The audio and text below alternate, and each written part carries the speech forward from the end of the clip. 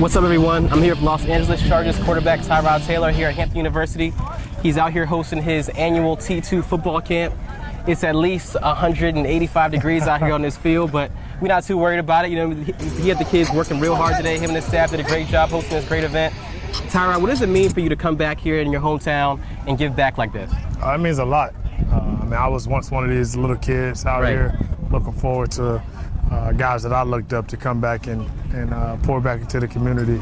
And I remember these camps vividly and just try to recreate those moments for these kids. There's a bunch of talent out here on the field, as you've seen today, a bunch of guys that will advance, and there's a bunch of people that are going to get better as the years continue to come. But the most important thing was just getting back and allowing the community to come together and have fun, and I think they did that today. Even though it was hot outside, still had a great turnout. The kids were great with spirit. The parents were encouraging as well too to get them out here. So they played. Everyone had their own part that they played into it, and it was a good turnout. What's the main takeaway you want kids that come to this camp? What's the main thing you want them to learn and take with them when they leave?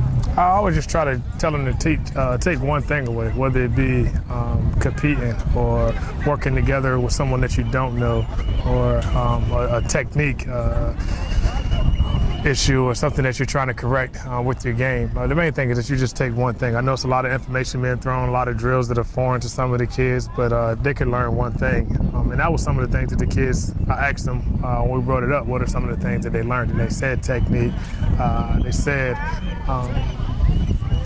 going through drills, some of the things that were different for them, understanding why we do some of the drills that we do to try to make you a better player. But it was good to see those guys come out and compete. Like I said, they could have came out and complained about the heat, but no one ever said a word about the heat. They put their best foot forward and went out and just tried to be the best player they could be. You're right. They played right through it. Everybody had a really great time. For sure. The last time we spoke, we talked about the ups and downs of your career. You know how you were doubted, how you know there were times where you feel like you weren't really playing your best, but you always push forward. You always continue to just work, put your head down and work, and that's why you're so successful.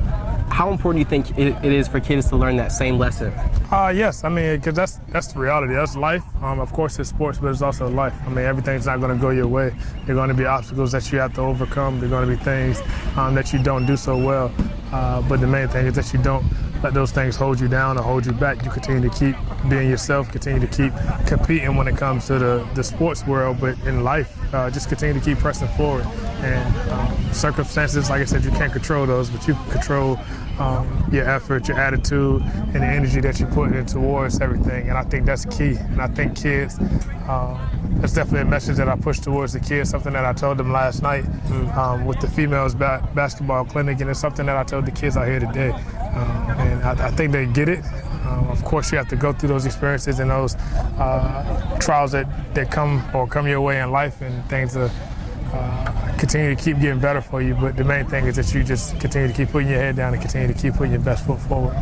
I know for an NFL or any professional athlete, there really is no off season. You're always working out, you're always training, but you still been on vacation but next week training camp starts back up.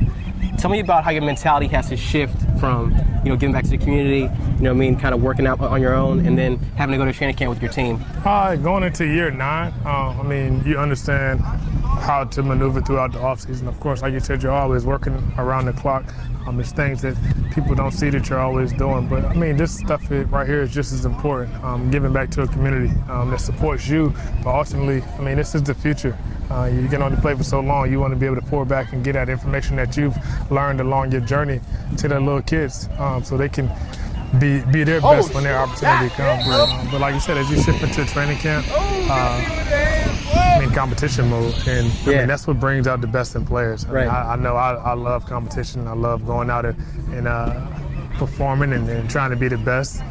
It's a grind, but you embrace it. Something I've been doing since I was 5 years old. So it's kind of second nature at this point. But it's exciting times. Of course, all the other things are fun, but as an athlete, as an NFL player, at any sport that you play, you live to go out and perform and compete. So those juices and stuff start flowing once you get back on the field and being around your team and coming together to accomplish one goal, which is to win the Super Bowl.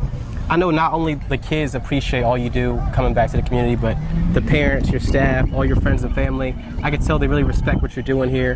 How does it make you feel knowing that they really appreciate all that you've done.